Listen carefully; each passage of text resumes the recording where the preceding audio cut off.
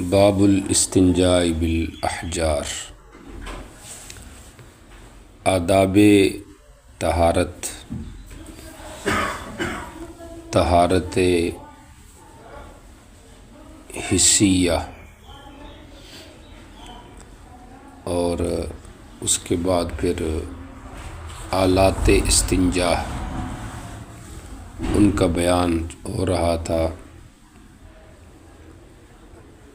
معمور بہا فی الاستنجا جو چیزیں ہیں ان میں سب سے پہلی چیز ہے حجر، پتھر، ایسے ہی ماء، پانی۔ تو استنجا بالاحجار ایک صورت، استنجا بالماء دوسری صورت، اور جمع الاحجار والماء فی الاستنجاء یہ تیسری صورت۔ مصنف نے یہاں پر دو صورتیں ذکر کی ہیں، ایک اکتفاء علی الاحجار اور ایک اکتفاء علی الماء۔ دونوں کو جمع کرنا اس کا ذکر یہاں پر نہیں ہے، لیکن مسند بزار کی ایک حدیث میں ہے۔ اہل قباء کی جب تعریف نازل ہوئی، فیہ رجال یحبون ان یتطہروا، تو نبی علیہ السلام ان کے پاس تشریف لائے اور آپ نے ان سے پوچھا کہ وجہ تعریف کیا ہے، تو انہوں نے کہا انا نتبع الحجارۃ الماء، ہم پتھر کے بعد پانی کا بھی استعمال کرتے ہیں۔ اور محدثین کہتے ہیں کہ جمع بین الاحجار والماء کی جو روایات ہیں، اگرچہ یہ جمع مشہور ہے، لیکن اس میں جو روایات صحیح ہیں وہ صریح نہیں، اور جو صریح ہیں وہ صحیح نہیں ہیں۔ سمجھ آ رہی؟ بہرحال جب انفرادی طور پہ ہر ایک کا ثبوت ہو گیا تو اجتماعی خود بخود ہو گیا۔ اور حضرت مولانا عبدالحی لکھنوی رحمہ اللہ یہ بھی فرماتے ہیں کہ جمع بعد الغائط ثابت ہے، بعد البول ثابت نہیں ہے۔ سمجھ آ رہی؟ اور حضرت عمر رضی اللہ تعالیٰ عنہ کے بارے میں ہے کہ وہ جمع کیا کرتے تھے، بول میں بھی پہلے حجر اور پھر اس کے بعد پانی۔ ما قبل سے ربط تو ہو گیا ہے باب الاستنجاء بالاحجار کا۔ اس کے بعد جو باب ہے باب فی الاستبراء، اس کو بھی دیکھیں، اور اس کے بعد ایک باب آ رہا ہے باب فی الاستنجاء بالماء۔ تینوں بابوں کو میں لے رہا ہوں، توجہ کریں۔ استنجا بالاحجار آ گیا باب 21 میں، استنجا بالماء آ گیا باب 23 میں، درمیان میں آ گیا باب فی الاستبراء۔ یہ باب فی الاستبراء کا کیا مطلب ہے؟ اور اس سے پہلے بھی ایک باب گزر چکا ہے استبراء کے حوالے سے، سمجھ آ گئی؟ تو باب الاستبراء من البول، تو یہ کہیں تکرار تو نہیں ہے؟ سمجھ آ رہی؟ تو ایک تو یہ شبہ کہ کہیں تکرار باب تو نہیں، اور نمبر دو کہ استنجا بالاحجار اور استنجا بالماء کے درمیان میں باب فی الاستبراء، اس کا کیا مطلب ہے؟ تو پہلے بات کا جواب سمجھیں کہ تکرار باب نہیں ہے، کیونکہ استبراء من البول سے مراد توقی عن البول ہے، پیشاب سے بچنا۔ سمجھ آ رہی؟ اور یہ جو استبراء ہے اس کا معنی ہے استنجا بالماء۔ سمجھ آ رہی؟ اس کا مطلب استنجا بالماء ہے، تو اس لحاظ سے یہ تکرار نہیں ہے۔ اچھا، اگر اس کا معنی استنجا بالماء ہے تو استنجا بالماء کا تو آگے بھی باب آ رہا ہے، باب فی الاستنجاء بالماء۔ تو اس کی وضاحت سمجھیں کہ استنجا بالاحجار کے ثبوت کے بعد، کہ استنجا بالاحجار جو ہے یہ سنت ہے، اس کو ثابت کرنے کے بعد مصنف نے اکتفاء علی الاحجار فی الاستنجاء کو بیان کیا، یعنی یہ بتایا ہے کہ استنجا بالاحجار صرف ضرورت نہیں ہے کہ پانی نہیں ہے تو اس لیے کر لو، نہیں، پانی ہوتے ہوئے بھی اگر بندہ اکتفاء علی الاحجار کرے تو یہ جائز ہے، باب فی الاستبراء، پانی لازم نہیں ہے، سمجھ آ رہی؟ چونکہ ابن حبیب مالکی وغیرہ سے یہ منقول تھا کہ استنجا بالاحجار واجد عادم الماء کے لیے ہے، جس کے پاس پانی نہیں ہے، واجد الماء آدمی پانی سے استنجا کرے گا، تو ان کی تردید ہوگی کہ نہیں، اکتفاء علی الاحجار فی الاستبراء فی الاستنجاء یہ جائز ہے باوجود پانی ہونے کے، سمجھ آ رہی؟ تو یہ ایک ذیلی باب آ گیا ہے، دفع شبہ کے لیے کہہ رہے، سمجھ آ رہی؟ جو بعض لوگوں کا ایک وہم تھا اس کو دور کیا، اور یا اس کی تعبیر جیسے حضرت مولانا عاقل رحمہ اللہ نے فرمائی ہے کہ استنجا بالاحجار جو ہے اس کا جب ذکر ہو گیا تو باب فی الاستبراء کہہ کے پانی کے لازم ہونے کی نفی کر رہے ہیں کہ یہ لازم نہیں ہے استنجا میں۔ اب جب یہ نفی کی کہ لازم نہیں ہے، پھر شبہ ہوا کہ شاید سنت بھی نہ ہو، تو اگلے باب میں کہا نہیں، باب فی الاستنجاء بالماء، یہ ہے سنت ہے، لازم نہیں ہے لیکن یہ ہے کیا ہے، سنت۔ تو اس طریقے سے یہ تینوں ابواب جو ہیں آپس میں بھی منضبط اور مرتب ہو جائیں گے، اور جو ایک تکرار باب والی بات تھی کہ اس کا تکرار آ گیا، پہلے بھی گزر چکا اب بھی گزر چکا ہے، تو وہ بھی رفع ہو جائے گا۔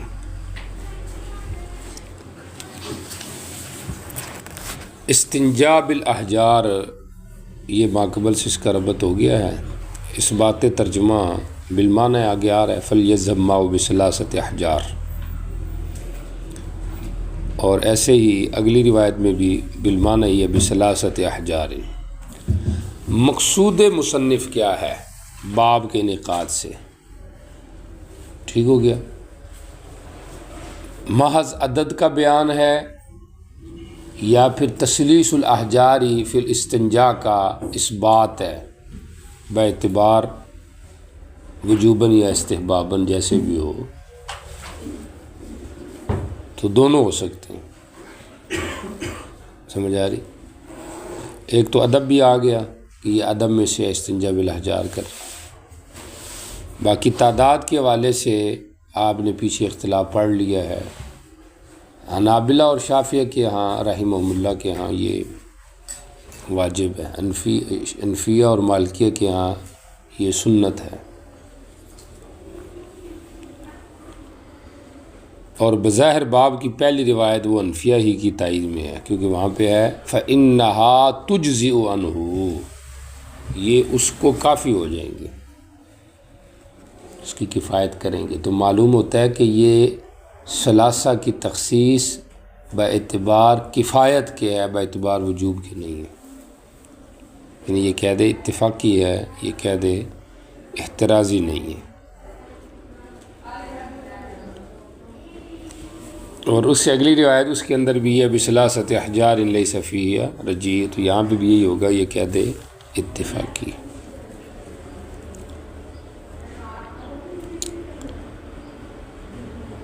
اچھا جی، یہ تو ہو گیا مقصود مصنف، سمجھ آ رہی؟ آپ حنفیہ کی تائید کہہ لیں تب بھی مناسب بات ہے، سمجھ آ رہی؟ کہ ثلاثہ قید اتفاقی ہے، اولویت پر معمول ہے، اس لیے مصنف نے فَإِنَّا تُجْزِئُ عَنْهُ کی روایت یہاں پر ذکر کی ہے۔ اور جو لوگ تین کے وجوب کے قائل ہیں، یاد ہے ان کی روایت ایک بخاری شریف میں بھی حضرت عبداللہ بن مسعود کی، اتنی آپ نے فرمایا پتھر لے کے آؤ، تو وہ پتھر لے کے دو، اور تیسرا گوبر تھا تو آپ نے ان کو پھینک دیا، کہا ذا رکسن، اس سے شافعی نے استدلال کیا کہ آپ نے کہا ایتنی بثلاثت احجار، تو 3 آپ نے طلب کیے. ہم کہتے ہیں کہ اکتفا جب کیا ہے تو وہ تو 2 پر ہی کیا، دوبارہ تو آپ نے مطالبہ نہیں کیا کہ اور لے کر آؤ. تو انہوں نے کہا ہو سکتا ہے ان کے پاس ہوں. ہم کہتے ہیں اگر تھا تو پھر وہ جگہ ایسی تھی کہ تھی تو پھر آپ نے مطالبہ کیوں کیا؟ سمجھ آ رہی؟ اسی لیے امام ترمذی رحمہ اللہ نے وہاں پہ باب باندھا ہے باب الاستنجاء بالحجرین، تو مطلب اس حدیث سے 2 پتھروں سے استنجا کا ثبوت ہو. ابن حجر رحمہ اللہ نے اس حدیث کے ذیل میں امام طحاوی کی تردید کی ہے، وغفل عنہ الطحاوی. سمجھ آ رہی کہ امام طحاوی غافل ہو گئے ہیں مسند احمد کی حدیث میں. اس میں تو یہ ہے کہ حضرت نبی علیہ السلام نے پھر ان کو کہا کہ جاؤ ایک اور پتھر لے کے آؤ، تو رکس کہہ کے پھر آپ نے ایک پتھر منگوایا ہے. ہم نے کہا کہ اس میں انقطاع ہے ابو اسحاق کا علقمہ سے، وہ روایت ضعیف ہے اس لیے اس کا اعتبار نہیں ہے. صحیح روایات کے اندر تیسرے پتھر لانے کا ذکر نہیں ہے، نہ مانگنے کا ذکر ہے. سمجھ آ رہی؟ یہ تو اس بخاری کی روایت کے حوالے سے بات ہوگی، اور جو انہوں نے عمر سے بھی استدلال اتنی امر وجوب کے لیے. ہم کہتے ہیں امر تو ٹھیک ہے وجوب کے لیے ہے، لیکن اس وجوب کا جو اتمام ہے وہ ثلاثہ کی صورت میں نہیں ہے، وہ 2 کی صورت میں ہوگا. یہ جو روایت ہے یہ حنفیہ کی دلیل ہے. سمجھ آ رہی؟ ان رسول اللہ، دیکھے ذرا سند کے حوالے سے ویسے اس روایت میں ایک راوی ہے مسلم ابن قرط، ضعیف راوی ہے، بہر روایت یہ حسن درجے کی ہے. حضرت عائشہ رضی اللہ عنہ سے روایت ہے کہ نبی علیہ السلام نے فرمایا جب تم میں سے کوئی ایک آدمی جائے بیت الخلاء میں تو اپنے ساتھ 3 پتھر ساتھ لے کر جائے، یستطیب بہن یعنی یستنجی بہن، ان سے استنجا کرے گا. فإنّا تجزن، کیونکہ یہ ثلاثہ احجار یہ اس کے لیے کفایت کریں گے. سمجھ آ رہی؟ تو یہ علت بتا رہی ہے کہ حکم ثلاثے کا باعتبار کفایت کیا ہے. ابن رسلان شافعی نے 2 طریقوں سے استدلال کیا یہاں پہ اپنے مذہب پر. ایک تو عمر سے، دوسرا وہ کہتا ہے کہ تجزی بمعنی، سمجھ آ رہی؟ یہ اجزاء بمعنی وجوب کیا ہے. سمجھ آ رہی؟ یہ فإنہا تجزی، کہ یہ جو احجار ہیں یہ واجب ہیں اس مستنجی کی طرف سے. سمجھ آ رہی؟ ہم نے کہا کہ بعض روایت میں آتا ہے فإنہا ستکفی، کہ یہ وجوب نہیں کفایت کے معنی میں. بات سمجھ آ گئی؟ تو مقصد سے پہلے اسباب اختیار کرنا شریعت اسی کو توکل کا نام بھی دیتی ہے. سمجھ آ رہی؟ اسباب کے بغیر چلنا یہ حماقت ہے. سمجھ آ رہی؟ آپ بھی جا رہے ہیں، امت کے رہبر بن رہے ہیں تو ساتھ کچھ لے کر جائیں. سمجھ آ رہی؟ یہ نہ ہو کہ جائیں اور ساتھ کچھ ہو ہی نہیں.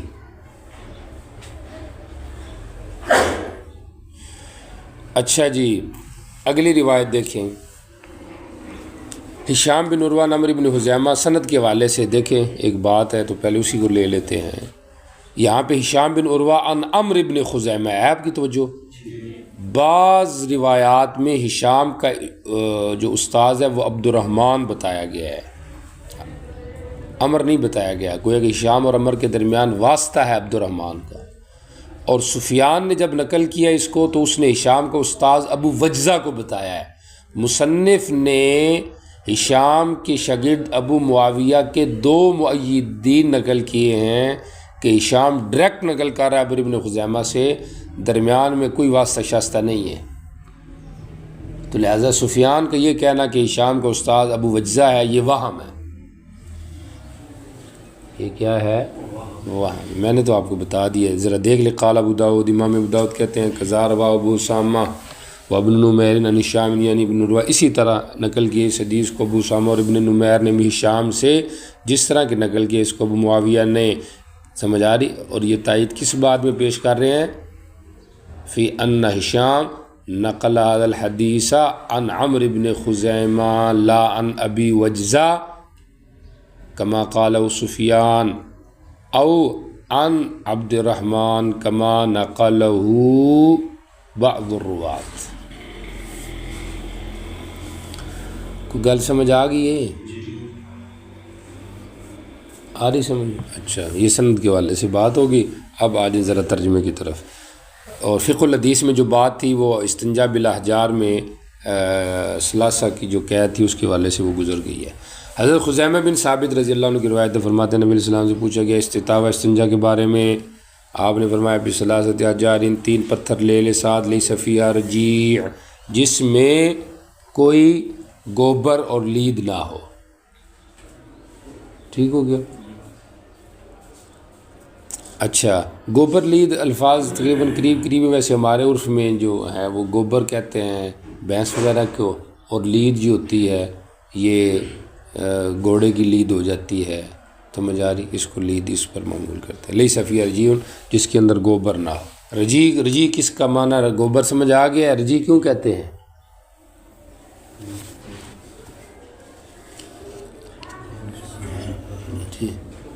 رجع عن حالتہ الاولی، اپنی پہلی حالت سے وہ لوٹ آیا.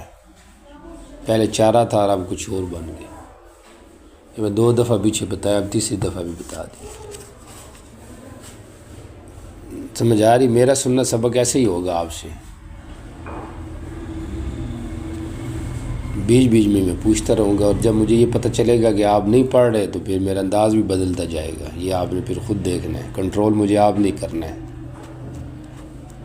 سمجھ آ گئی؟ اس لیے آپ نے تھوڑا محنت رکھنی ہے اور تھوڑی توجہ رکھنی ہے لازمی. مستقل ٹائم تو ہوتا نہیں ہے کہ آپ سے سنا جائے. کیا خیال ہے؟ اور ویسے بھی آپ پہ اعتماد ہے کہ آپ 12 بجے تک، انیس نے بتایا کہ ہم پڑھتے ہیں تو آپ پڑھتے ہوں گے.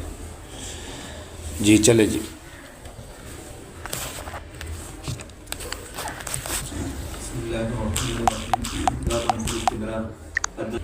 باب فی الاستبراء، میں نے ربط اس کا ماقبل سے آپ کو بتا دی ہے. ذیلی باب ہے اور یہ عبارت اس طرح ہے: باب علی اکتفاء الحجر فی الاستبراء، پتھر پہ ہی اکتفا کرنا استنجا کے اندر. تو یہ اس کے حوالے سے اس میں وضاحت ہے. سند کے اوپر اگر آپ آئیں تو ہائے تحویل آئی ہوئی ہے، اور ہا کس کا مخفف ہے؟ تحویل کا. اور دوسرا جی الحدیث کا، یعنی الی آخر الحدیث کہتے ہیں الحدیث.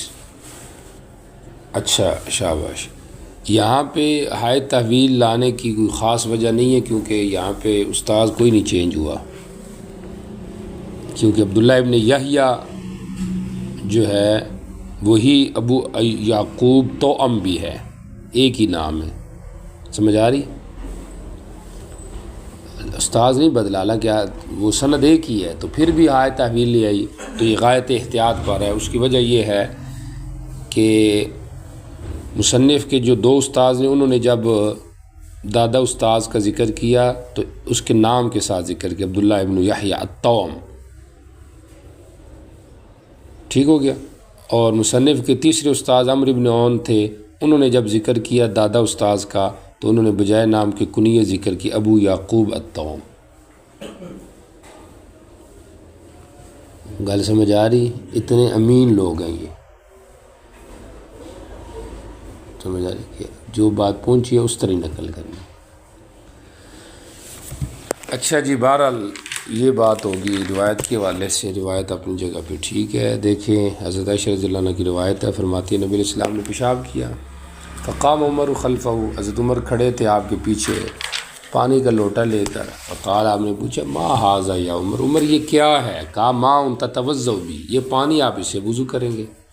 قال، نبی علیہ السلام نے فرمایا ما امرت کلما بلت ان اتوضا، مجھے تو یہ حکم نہیں دیا گیا کہ جب بھی میں پیشاب کروں تو میں وضو بھی کروں.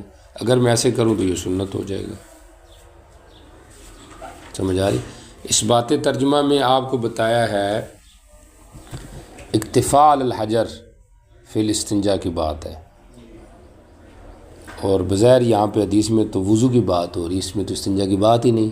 تو تتوضؤ کے دو معنی ہیں، ایک اس کا معنی وضو لغوی ہے دھونا، سمجھ آ رہی، اور ایک اس کا معنی اصطلاحی ہے۔ تو اگر اس کا تعلق استنجا سے ہے تو اس سے مراد ماء تتوضؤ یعنی تستنجی بھی، ٹھیک ہو گیا۔ اب اس بات ترجمہ جو ہے نا وہ بالمعنی ہو جائے گا۔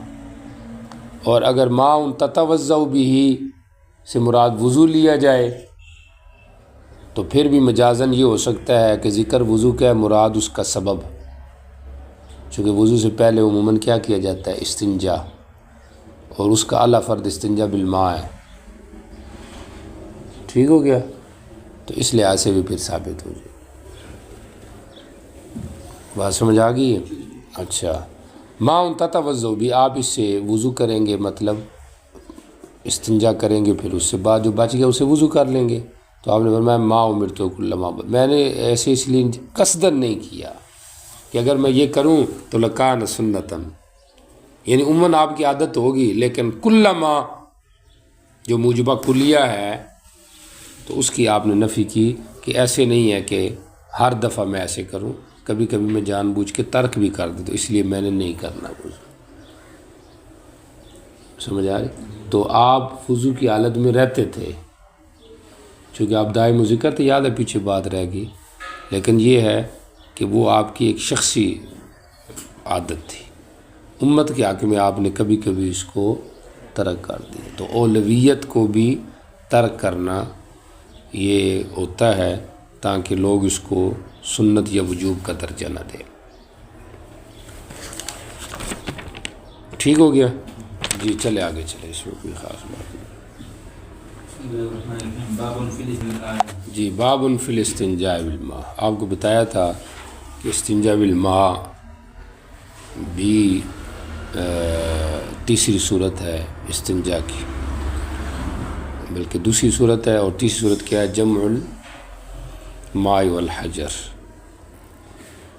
تو چونکہ وہ جو بات آپ کو بتائی تھی کہ اس قسم کی صحیح روایات موجود نہیں ہیں، لیکن مصنف نے آیت جو ذکر کی ہے اس سے اشارتاً وہ یہ بتانا چاہتے ہیں کہ تیسری صورت بھی ہے، چونکہ اہل قباء کی جو تعریف ہے وہ بایمانہ ہی ہے، سمجھا؟ اس لیے بجائے اس نے ایک ہی روایت پہ اکتفا کے دو روایتیں ذکر کی ہیں۔ ہماری بات سمجھ؟ اچھا، بہرحال باب فی الاستنجاء بالماء، تو پہلی روایت سے بھی وقد استنجا بالماء، اور اگلی بھی کانوا یستنجون بالماء، سمجھ آ رہی؟ تو اور اس سے دو روایتیں را کے اس کی اولویت کو بیان کیا کہ اولا صورت یہی ہے کہ بندہ استنجا بالماء کرے، سمجھ آ رہی کہ نہیں؟ یہ اولا صورت ہے، اور وجہ اولویت کی یہی ہے نا کہ استنجا جو ہے وہ ہمارے ہاں مقلل نجاست ہے، سمجھ آ رہی؟ مطہر نجاست نہیں ہے بلکہ مقلل ہے، اور پانی کی صورت میں تو وہ بالکل ختم ہو جائے گی۔ اور یہ جو باب قائم کیا ہے، ایک تو اس لیے بھی کہ یہ سنت ہے، دوسرا اس لیے بھی جیسے بعض شراح نے کہا ہے کہ بعض صحابہ کرام جیسے عبداللہ بن زبیر، عبداللہ بن عمر وغیرہ وہ مکروہ سمجھتے تھے استنجا بالماء کو، بے معنی کہ بھئی یہ بھی ایک کھانے پینے کی چیز مطعومات میں سے، مشروبات میں سے ہے، جیسے مطعومات سے مکروہ ہے تو اسے بھی مکروہ ہوگا، تو اس کی تردید بھی سمجھ لو کہ نہیں، سمجھ آ رہی؟ یہ ثابت ہے، لہٰذا اس میں کوئی کراہت ہے۔ اچھا جی، سند کے حوالے سے اس میں کوئی بات نہیں ہے، صحیح روایات ہیں۔ اب آ جائیں ترجمے کی طرف۔ ان رسول اللہ صلی اللہ علیہ وسلم نبی اسلام داخل ہوئے حائط بغداد میں۔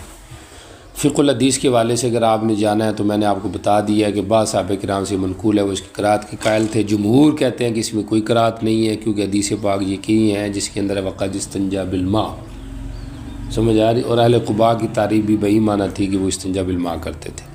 آپ ایک باغ میں گئے، آپ کے ساتھ ایک غلام بھی تھا جس کے پاس ایک لوٹا تھا، ٹھیک ہو، میزہ وضو کا برتن، اچھا، یہ غلام سے کون سا غلام مراد ہے؟ اس میں متعدد اقوال کیے گئے ہیں۔ ایک قول تو یہ کہ اس سے مراد حضرت عبداللہ ابن مسعود ہے، لیکن پھر یہ کہا گیا وہ تو غلام نہیں تھے، وہ تو بڑے تھے، سمجھ آ رہی؟ تو ان پہ غلام کا اطلاق کیسے کیا گیا؟ چونکہ غلام کی جو عمر ہوتی ہے وہ 7 سال تک ہوتی ہے یا داڑھی کے آنے تک ہوتی ہے، بعض نے بلوغت تک کا بھی ذکر کیا ہے، سمجھ آ رہی؟ بخاری کے سنی سے معلوم وہی ہوتا ہے جو آپ کو پتہ ہے، عبداللہ ابن مسعود، لیکن دوسرا قول اس میں یہ بھی ہے کہ اسے جابر بن عبداللہ ہے، تیسرا اس کا قول حضرت ابو ہریرہ کا بھی ہے، اور اس میں واللہ عالم یہ بھی ہو سکتا ہے کہ خود حضرت انس بن مالک مراد ہو، چونکہ یہ بھی نبی الاسلام کے خادم تھے اور غائب سے تعبیر بوجہ کسر نفسی کے انہوں نے کی ہے، سمجھ آ رہی؟ جیسے حضرت عائشہ نے رضی اللہ عنہ نے ایک دفعہ مسئلہ بیان کیا کہ نبی الاسلام نماز کے لیے نکلے، وَهُوَ يُقَبِّلُ بَعْضَ نِسَائِهِ، آپ نے اپنی بعض بیویوں کو بوسہ دیا، تو عروہ نے کہا من ہی الا انتی، وہ تو آپ ہی ہیں، تو فضحکت، مسکرا گئی۔ تو بعض اوقات بندہ کسرن لنفسی ہی اپنے آپ کو کیا کرتا ہے؟ غائب سے تعبیر کرتا ہے۔ وہ گل سمجھ آ رہی ہے؟ جی۔ تو غلام معه میزۃ وهو اصغرنا، اور وہ ہم میں سے عمر کے لحاظ سے یا پھر مرتبے کے لحاظ سے اصغر تھا، فوضع عند السدرۃ، اس نے رکھ دیا اس میزہ کو بیری کے پاس، فقضا حاجت، وہ اپنی حاجت پوری کی، فخرج علینا، آپ ہمارے پاس آئے، وقد استنجا بالماء، آپ نے استنجا بالماء کیا تھا۔ بات سمجھ آ گئی؟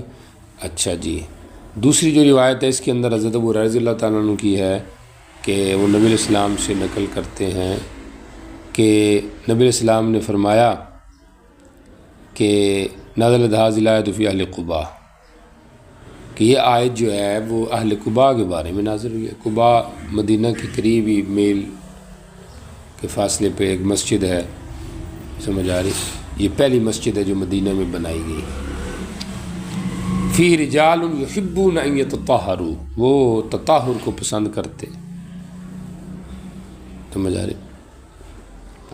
قال، تو یہاں پہ راوی شاید حضرت ابو ہریرہ کی تشریح ہے کہ کانوا یستنجون بالماء، چونکہ وہ استنجا بالماء کرتے تھے، سمجھ آ رہی؟ تو پھر ان کے بارے میں یہ آیا، تو یہ نبی علیہ السلام کی اس بات کی تشریح کی کہ وہ استنجا بالماء کرتے تھے، تو اس لیے ان کے بارے میں یہ آیت آئی ہے، لیکن وہ صرف استنجا بالماء نہیں کرتے تھے، آپ کو بتایا وہ ڈیلے کا بھی استعمال کرتے تھے۔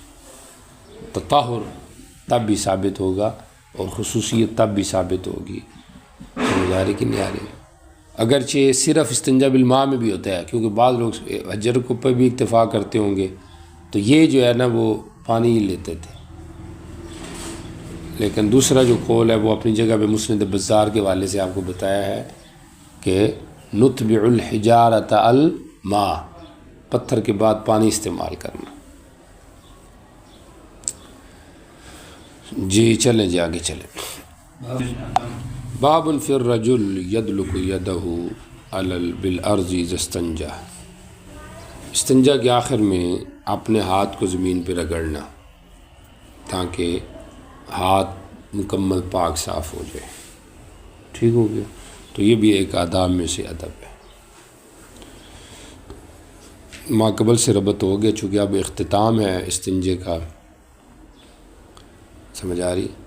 تو اس لحاظ سے مکمل صفائی ستھرائی اور ازالہ وہم ہونا چاہیے، سمجھ آ رہی؟ انسان فقہا پہ حیران ہوتا ہے کہ انہوں نے کیا کیا مسائل اخذ کیے۔ نور الالزام ایک مسئلہ لکھا ہوا ہے کہ اگر آدمی صائم ہے اور وہ استنجا کر رہا ہے تو اٹھنے سے پہلے پہلے وہ اپنے جسم کو صاف کرے پھر اٹھے، سمجھ آ رہی؟ اب بظاہر اس پہ میں خود سوچ رہا تھا کہ یہ مسئلہ ذکر کرنے کی کیا ضرورت ہے، سمجھ آ رہی؟ کہ صائم ہے تو وہ غائط کے بعد جو ہے وہ استنجا وہ اس نے کیا ہے تو پہلے اپنا جسم خوب صاف کرے پھر اٹھے، تو وہ ازالہ وام ہے، یہاں پہ بھی ازالہ وام ہے، سمجھ آ رہی؟ دیکھیں نا، پانی سے تو ہو گیا صاف، ہاتھ، لیکن پھر بھی گھر رگڑے وام دور ہو جائے، صفائی پوری ہو جائے۔ وہاں پہ بھی جو صائم ہے تو اس پہ وہاں اس کو یہ وام ہو سکتا ہے کہ میں نے مثلا پانی استعمال کیا ہے، سمجھ آ رہی، کیا کہتے ہیں اس کو، مخرج پہ، سمجھ آ رہی، تو وہ بھی ایک سبیل ہے، تو اس کو پانی لگا ہے، سمجھ آ رہی، تو یہ نہ میرے سے وضو ٹوٹ جائے، تو اس لیے اس کو دور کرنے کے لیے یہ انہوں نے کہا کہ وہ کیا کر لے، وہم دور کر لے۔ تو یہاں پہ بھی وہم کے دور کے حوالے سے ہی بات ہے، ٹھیک ہوگی بات، یدلک یدہ بالارض اذا استنجا۔ اچھا، یہ تو ماقبل سے ربط ہو گیا۔ توجہ کرے سند کے حوالے سے اگر آپ توجہ کریں گے تو یہاں پہ شریک ملتقى السندین ہے، کیونکہ شریک کے دو شاگرد ہیں، انگلی اوپر رکھیں گے تو بات سمجھ میں آئے گی، نہیں تو نہیں آپ کو سمجھ میں آئے گی۔ شریک کے دو شاگرد ہیں، ایک کا نام اسود ہے اور ایک کا نام وکی ہے۔ آپ کی بات سمجھ آ گیا نا؟ باقی شریک کا لفظ دو جگہ پہ ذکر ہے، اور وہذا لفظ سے مراد یہ اس کے لفظ ہے، یعنی اسود کے، شریک کے نہیں، یہ کس کے لفظ ہیں؟ اسود کے، یعنی اسود جو نقل کر رہا ہے نا، میں مصنف کہہ رہا ہے میں اس کے نقل کر رہا ہوں الفاظ۔ اچھا، اب آگے دیکھیں، قال ابو داؤد نزل آ رہا ہے آپ کو، امام ابو داؤد کہتے ہیں فی حدیثی وکین، وکی کی حدیث میں یہ الفاظ ہے ثم مس یدہ الارض، ٹھیک ہو گیا۔ آخر میں کیا کہہ رہا ہے امام ابو داؤد؟ اسود کی حدیث تام ہے، اسود کی حدیث کیا ہے؟ تام ہے۔ اب سوال ہے، آپ کی توجہ کریں، اسی سوال کا جواب حضرت سہارنپوری نے بزل میں دی ہے۔ سوال یہ ہے کہ پیچھے مصنف کہہ رہا تھا کہ میں اسود کی حدیث نقل کروں گا، اور اینڈ میں بھی اس نے کیا کہا کہ اسود کی حدیث زیادہ تام ہے، ایسی ہی بات ہوگی۔ درمیان میں اس نے کہا کہ وکی کی حدیث کے الفاظ یہ ہیں، کون سے الفاظ ہیں؟ ثم مس یدہ الارض الی آخری۔ تو اگر یہ درمیان والے الفاظ وکی کی حدیث کے ہیں تو پھر وکی کی حدیث تام ہوئی نا، اسود کی حدیث تو اتم نہ ہوئی، نہیں سمجھ آ رہی؟ دیکھو نا، جب وہ درمیان میں وکی کی حدیث کے الفاظ نقل کر رہا ہے، ثم یہ لمبے، تو پھر تو وکی کی حدیث بنی، اسود کی تو نہ بنی۔ شروع میں بھی کہا میں اسود کی نقل کر رہا ہوں، اینڈ میں بھی کہا وہ اتم ہے، درمیان میں وکی کے الفاظ نقل کر دیے ہیں، تو درمیان سے پتہ چلتا ہے کہ وکی کی اتم ہے، اور شروع اینڈ سے پتہ چلتا ہے اسود کی اتم ہے۔ تو اب تو حضرت فرماتے ہیں کہ یہ ناسخ کی غلطی ہے، اس کو یہاں پہ یہ نہیں نقل کرنا چاہیے تھا قال ابو داؤد فی حدیث وکین، یہ ساری حدیث چل ہی اسود کی رہی ہے، یہ ناسخ کی غلطی ہے جو اس نے کہا قال ابو داؤد فی حدیث وکین۔ آپ کو بات سمجھ آ گئی؟ سکھی بات ہوگی، فی الحال تو سمجھ آ گئی، لیکن یہ سمجھ باقی رکھنی بھی ہے، امتحان میں آ جائے تو پھر امتحان میں تو ڈائریکٹ ایسے دے کے کہنا ہے وضح مقصدہ ابی داؤد، سمجھ آ رہی؟ پھر آپ نے خود دیکھنا ہے کہ اس کا مقصد کیا ہے۔ کوئی گل سمجھ آ رہی ہے؟ عالم بننا ایڈا سوکھا تو نہیں کہ بندہ فیل بھی ہو جائے تو اب میں آخیا عالم ہوں، سمجھ آ رہی ہے؟ یہ تو بڑا وزنی بار ہے جو بھی آپ نے اس سال اٹھانا ہے، اور آپ کو پتہ بھی چلے گا کہ کیا صورتحال ہے۔ اچھا، قال ابو داؤد فی حدیث وکین، یہ آپ کو سمجھ آ گئی بات؟ اس پہ اور روشنی تو نہ ڈالوں، گل سمجھ آ گئی ہے؟ اچھا،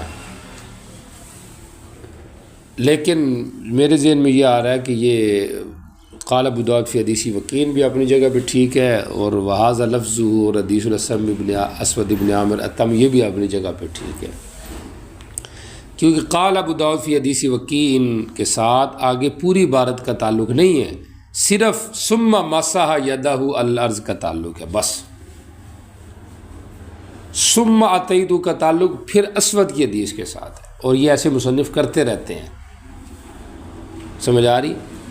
مختلف بین الروات الفاظ کو ساتھ ساتھ نقل کر کے مجموعی الفاظ کٹھے چلاتے ہیں، سمجھ آ رہی؟ آگے کئی جگہ پہ اس کی مثال آئے گی۔ تو یہاں پہ کیا ہوا، امام کہہ رہے ہیں وکی کی حدیث میں ثم یدہ مس یدہ الارض، بس اتنی بات ختم ہو گئی۔ ثم اتیت کا تعلق پیچھے اسود کی روایت کے ساتھ، اب اسود کی حدیث تام ہو گئی، وہ بھی ٹھیک ہے، اور درمیان میں جو وقی کی زیادت تھی وہ بھی بیچ میں نقل ہوگی، اور یہ کہنا بھی درست نہ ہوگا کہ یہ ناسخ کی غلطی ہے۔ وہ سمجھ آ رہی کہ یہ رکھے، کہ ناسخ کو بھی بچائیں تو بہتر ہے نا، کاتب نو سمجھ آ رہے، کیونکہ کاتب ہر جگہ تے نہیں نہ ستے ہونا، چلو کدھرے کدھرے ستے ہوئے تو پھر تو ٹھیک ہے۔ وہ آ رہی کہ نہیں سمجھ آ رہی؟ یہ اب ٹھیک ہوگی بات۔ اچھا جی، اور اس کی دلیل نسائی کی روایت میں بھی ہے، کیونکہ نسائی نے وکی کی روایت نقل کی ہے، اس نے تو وکی کی روایت کو اینڈ تک نہیں لے کر گئے، سمجھ آ رہی؟ وکی کی روایت انہوں نے بس کر دی اسی پر، ثم مسید والارض پر بس، تو اس سے پتہ چل گیا کہ ثم آتیت کا تعلق اسود کی روایت کے ساتھ ہے۔ پتہ نہیں تو سمجھ آ رہی ہے نہیں آ رہی، ان میں کی پتہ لگے تو آ رہی ہے، سمجھ آ رہی؟ جی میرے تو اکتفا کر رہا ہے تو میں تو سمجھا بیٹھا، جی کوئی گل ہے سمجھ نہیں کرنی تو میں دوبارہ رپیٹ کر دیتا ہوں۔ اچھا ٹھیک ہو، لگتا ہے آپ کہتے ہیں کہ ہمیں سمجھ آ گئی ہے، ٹھیک ہو گیا۔ اب آ جائے اس کی طرف، ترجمے کی طرف۔ حضرت ابو ہریرہ رضی اللہ تعالیٰ عنہ کی روایت ہے، فرماتے ہیں نبی الاسلام اذا ات الخلاء، جب بیت الخلاء آئے تو اتیتہ، آتے تو میں آپ کے پاس پانی لے کے آتا، فی طور، طور کہتے ہیں پتھر کے برتن کو، ٹھیک ہو گیا، او رکوہ، رکوے کہتے ہیں چمڑے کے برتن کو، پیتل یا پتھر کا برتن طور ہوتا ہے، رکوہ کہتے ہیں چمڑے کے برتن، میں تو دس دیتا ہے، ٹھیک ہو گیا۔ ان امتحان چاہتے این جی آسی وی رکوہ کا معنی کیا ہے، یہ اس کا ترجمہ کرو، تو کرنا دستی کر دینا ہے، خیر رکوہ کا معنی رہ گیا، حالانکہ پوچھنے والے نے پوچھے اسی وجہ سے ہوگا کہ یہ رکوہ کا معنی کیا کرتا ہے۔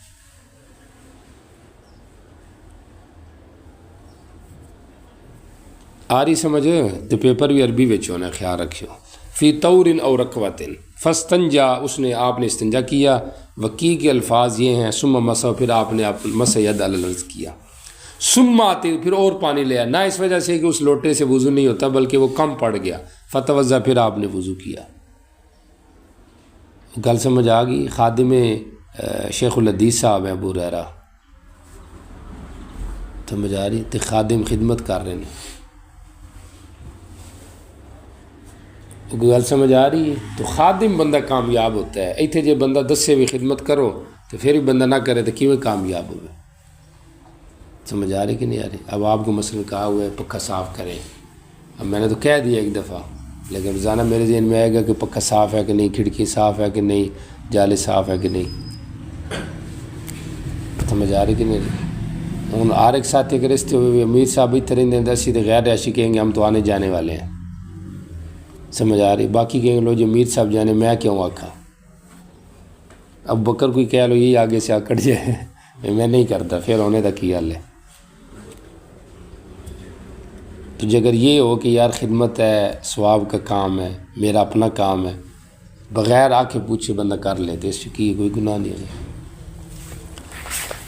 اچھا جی، یہ مسئلہ ہو گیا، ٹھیک جی، چلے جی، یہاں تک جو آداب استنجا تھے وہ سارے مصنف نے بیان کیے، تقریباً 24 باب ہیں، اور اس میں کم از کم 24 تو ہیں ہی ہیں نا، بعض ذیلی باب بھی آئے ہیں، سمجھ آ رہی ہے، لیکن ان کی کثر دوسری جگہ سے نکل گئی ہے، کہ جہاں مصنف نے بجائے متن کے اس کو مثلا متن میں نہیں کیا تو اس کو پیچھے ضمناً ذکر کر دی، جیسے کہ آپ کو بتایا تھا بول جالسن، اگرچہ صراحتاً نہیں لیکن پیچھے آ گیا تھا، اس لیے پھر اس کو الگ نہیں ذکر کیا۔ آ رہی کہ نہیں سمجھ آ رہی؟ تو بہرحال دیکھ لیں دین ہمارا کتنا ہے، کہ استنجا کے حوالے سے کتنے آداب ذکر کر دیے۔ جی چلیں جی باب السوا، چونکہ طہارت میں اصل تو وضو ہے، بات سمجھ آ گئی، اور وضو کے لیے استنجا ہوتا ہے، ٹھیک ہو گیا، اور پھر اس کے بعد مسواک، وضو پر مسواک کو مقدم کیا ہے، اس کی وجہ کیا ہے؟ شاید اس طرف اشارہ ہے کہ مسواک پہلے کرنی چاہیے، وضو بعد میں شروع کرنا چاہیے، گو کہ بعض علماء یہ بھی کہتے ہیں کہ وضو شروع کرے، ہاتھ دھوئے، ٹھیک ہو گیا، ہاتھ دھونے کے بعد پھر مسواک کرے، ٹھیک ہو گیا، یعنی کلی کے وقت پھر مسواک کرے تو درمیانے وضو میں مسواک ہو۔ تو مصنف کا سنی یہ بتا رہا ہے کہ وضو سے پہلے مسواک ہونی چاہیے۔ تو راجح بھی یہی ہے کہ پہلے مسواک کر لے اور بعد میں وضو کرے، اس لیے مسواک کو مقدم کیا ہے، ٹھیک ہو گیا۔ اور چونکہ خارج میں بھی ایسے ہی ہے، بندہ پہلے مسواک کرتا ہے عموماً، ٹھیک ہو گیا، تو اس لیے انہوں نے یہاں پہ مسواک کو باقی مسواک سنت وضو میں سے ہے۔ وضو کی سنتیں نور النظام میں تو 18 لکھی ہوئی ہیں، اور ویسے اس سے کم بھی بتائی گئی ہیں، ٹھیک ہو گیا۔ 14 تقریباً وضو کی سنتیں ہیں، جن میں مثلاً ہم ذکر کرتے ہیں مسواک کرنا، ٹھیک ہو گیا، بسم اللہ پڑھنا، دونوں ہاتھوں کو گھٹ تک دھونا، مزمزہ کرنا، کلی کرنا، پھر اس میں کلی اور مزمزہ میں مبالغہ کرنا، پھر اس کے بعد جو ہے وہ ہر عضو کو 3 دفعہ دھونا، پھر اس کے بعد دائیں طرف سے شروع کرنا، پھر رگڑ کر دھونا، پھر پے در پے دھونا، انگلیوں کا خلال کرنا، پورے سر کا مسح کرنا۔ مستحبات میں آئیں تو حلقوم کا مسح، کیا گردن کا مسح کرنا، سمجھ آ رہی کہ نہیں آ رہی؟ تو یہ چیزیں جو ہے نا وہ تقریباً سنت بتائی گئی، بیچ میں 1-2 مستحب بھی آ گئے ہیں، لیکن بہرحال مسواک ان میں سے اہم تھی، اس لیے مصنف نے سب سے پہلے اس کا باب قائم کیا، باب السواک۔ تھوڑی سی 2-4 بات سے سواک کے لفظی معنی کے اعتبار سے دیکھ لیں، حکم کے حوالے سے دیکھ لیں۔ سواک ساک یسوکو سوکن سے ہے، اور یہ سواک ما یستاک بھی آلے پر بھی بولا جاتا ہے، فعل سواک مصدر بھی ہے، رگڑنا مصدری معنی بھی ہے، اور آلے کو بھی کہتے ہیں۔ اگر یہ آلے کے معنی میں ہو تو اس کی جمع سوک آتی ہے۔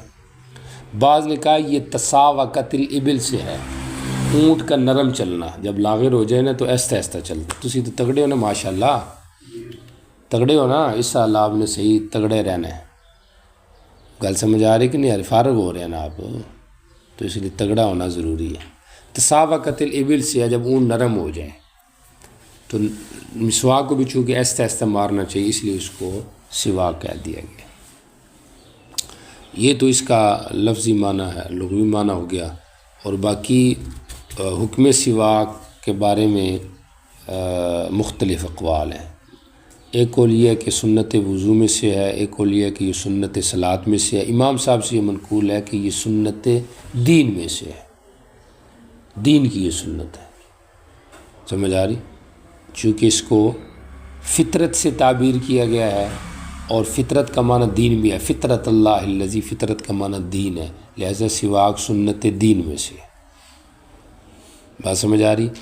باقی انفیہ جو فقہ اس میں آئے، حکم کے حوالے سے مزید اگر ائمہ اربعہ کی آراء میں آئے تو حنفیہ کے ہاں یہ ہے کہ یہ سنت وضو میں سے ہے، اور شوافی کے ہاں وضو اور صلاۃ دونوں میں سے ہے، سمجھ آ رہی؟ مالکیہ سے بھی اس قسم کے قول منقول ہے، سمجھ آ رہی کہ دونوں میں سے ہے۔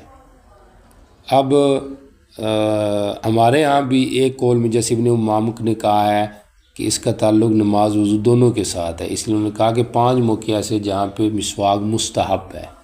سو کے اٹھے 1، اندہ تغیر راہ، منہ کا ذائقہ بدل گیا 2، اسفرار سن، دانت پیلے ہو گئے 3، وضو کے لیے اور پھر نماز کے لیے۔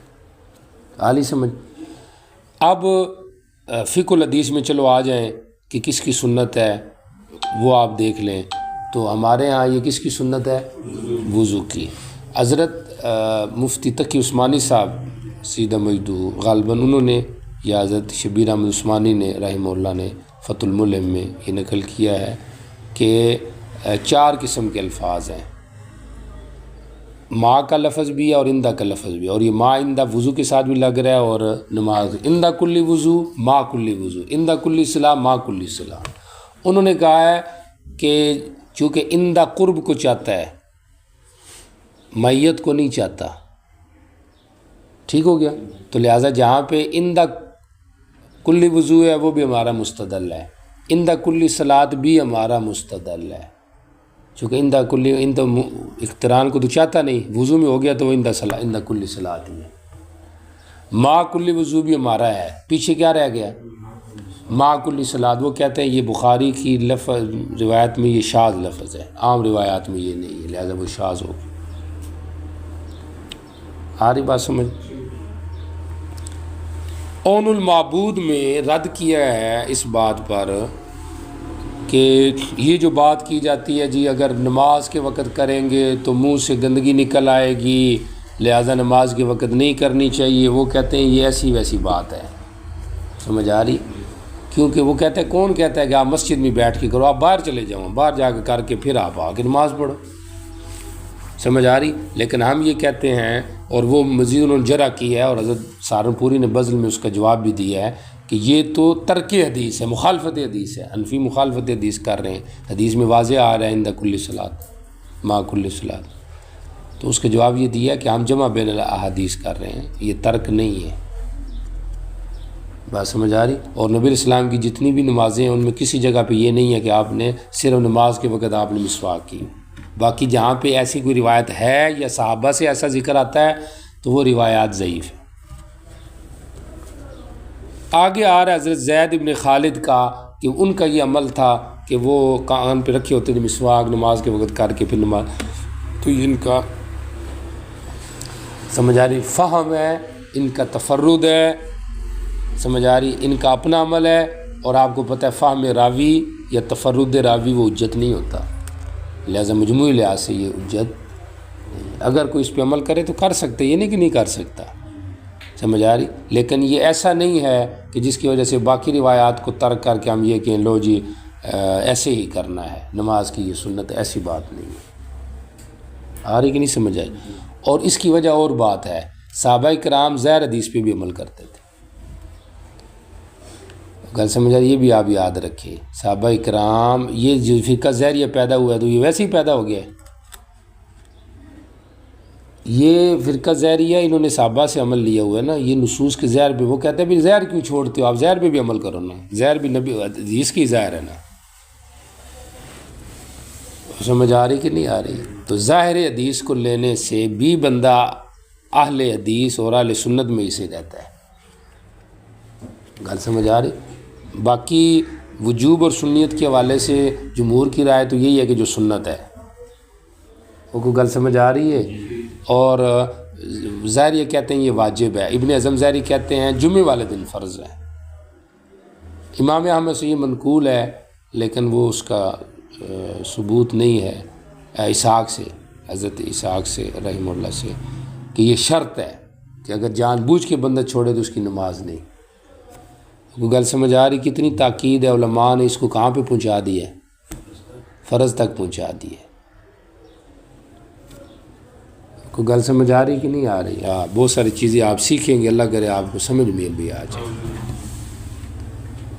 سمجھ آ رہی کہ نہیں آ رہی؟ جی اچھا جی، یہ تو ہوگی اس کے حوالے سے بات، فقہ الحدیث کے حوالے سے کیا آ رہا ہے، سمجھ آ رہی؟ باقی مسواک فقہا کہتے ہیں کہ ایک بالشت لمبی ہونی چاہیے اور ایک خنصر کے برابر یہ موٹی ہونی چاہیے، پیلو کی ہو جائے تو بہتر ہے، نہ ہو جائے تو زیتون کی ہو جائے، نہ ہو جائے تو جو بھی مل جائے آپ مسواک کریں، سمجھ آ رہی؟ برش بھی قائم مقام مسواک کے آدھی سنت کے اعتبار سے پہنچ جاتا ہے، چونکہ اس میں صفائی تو پائی جاتی ہے، گو کہ لکڑی کا ہونا نہیں پایا گیا۔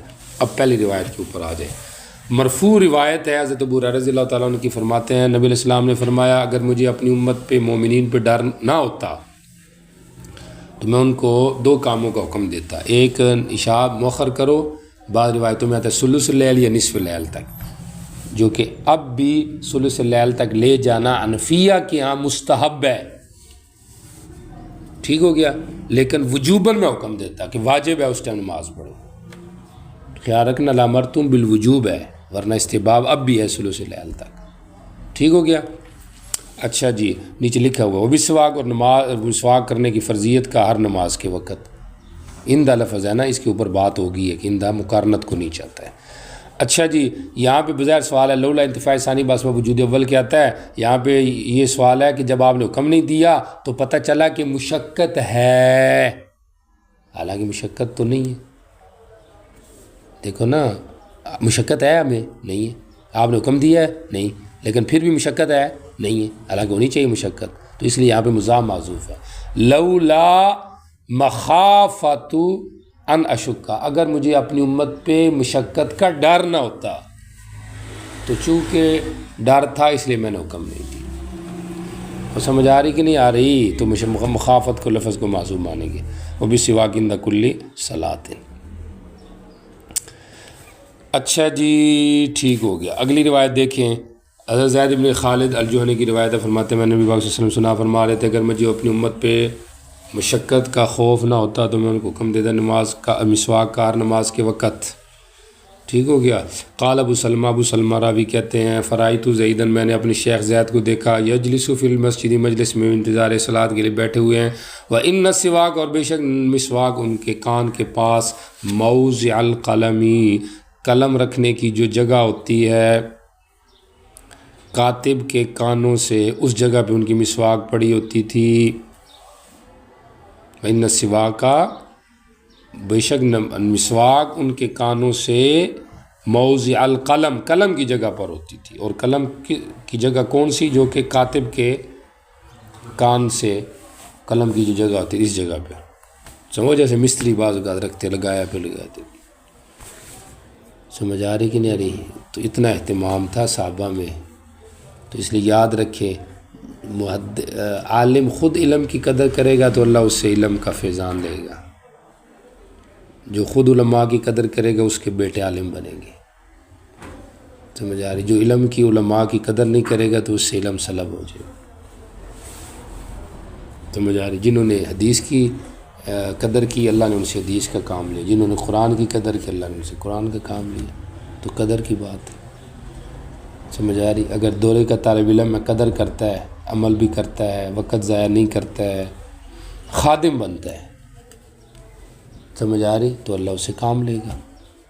اور اگر یہی ہے کہ بس ٹھیک ہے سبق پڑھ لیا تو اب سونا ہے، کل آئی تو ویکھی جائے گی، غافل ہے، غافل بندے سے دین کا کام نہیں لیتا اللہ تعالیٰ، اللہ حفاظت فرمائے۔ فَكُلَّمَا قَامَ إِلَى الصَّلَاةِ، جب کھڑے ہوتے نماز کی طرح استاقت و مسواک کرتے۔ اس کے حوالے سے بات میں نے کر دی ہے کہ ان کا اپنا ایک فہم تھا اور ان کا یہ اپنا عمل ہے، اور فی نفسی اس کی بھی ہم استحباب کے قائل ہیں، ہے نا؟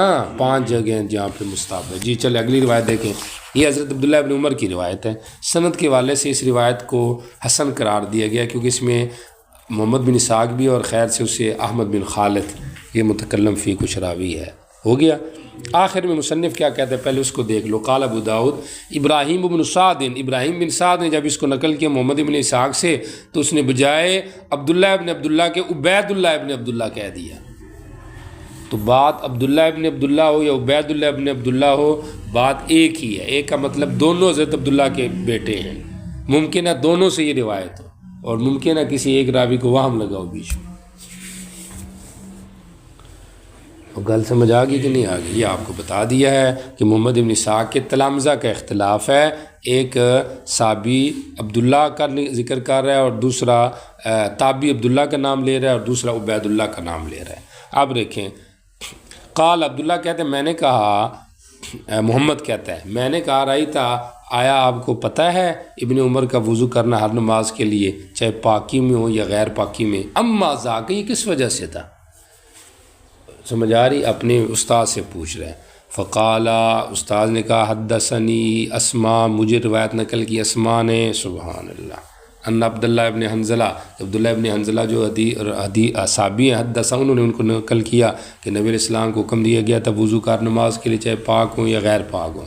فلما شک ذلک علیہ، جب آپ پہ یہ مشکل ہو گیا، امر بالسواک لکل صلاۃ، آپ کو حکم دیا گیا مسواک کرنے کا ہر نماز کے لیے، اس کے لیے ہر نماز کے لیے، سبحان اللہ۔ لیکن فکان ابن عمر یرا النبی قوہ، ابن عمر یہ سمجھتے تھے کہ ان کو طاقت ہے۔ صبح صحابہ کا عجیب ایک ذوق تھا، ظاہر حدیث پہ بھی عمل کرتے تھے، اولویت اور اعلیٰ مرتبے کے اصول کے لیے ظاہر پہ بھی لیتے تھے، اور مزید مشکل عمل کو لیتے تھے، یہ مشکل کو لے قوت ہے۔ فکان اللہ وضو نہیں چھوڑتے تھے ہر نماز کے لیے۔ آ رہی کہ نہیں سمجھ آ رہی؟ اچھا جی، تو گویا کہ اس سے یہ سمجھ میں آ گیا کہ پہلے وضو لکل صلاۃ واجب تھا نبی علیہ السلام کے لیے، لیکن جب یہ مشکل ہوا تو پھر مسواک کو اس وضو کی جگہ پہ رکھ دیا گیا۔ سمجھ آ رہی کہ نہیں آ رہی؟ تو بہرحال یہ ہو گیا کہ مسواک لکل صلاۃ، مسواک لکل صلاۃ، مثلا ایک بندے کا پہلے سے وضو ہے لیکن وہ مسواک کر لے، وضو نہ کرے لیکن مسواک کرے، یہ لکل صلاۃ سنت ہے۔ ٹھیک ہو گیا؟ جی ٹھیک ہوگا. مصنف نے بجائے ایک کے دو تین روایتیں نقل کی ہیں اور اس میں بھی کوئی نہ کوئی نقطہ تو نقطہ ظاہر بات ہے واضح سی بات تھی کہ ایک تو مسواک کا استحباب اور سنیت کا ذکر کیا مصنف نے، ایک تو یہ مقصد تھا، اور دوسرے نمبر پہ اس کے اندر احکام کے لحاظ سے جو تخفیف آئی تھی، مشروعیت جو اس کی ہوئی ہے وہ کیسی ہوئی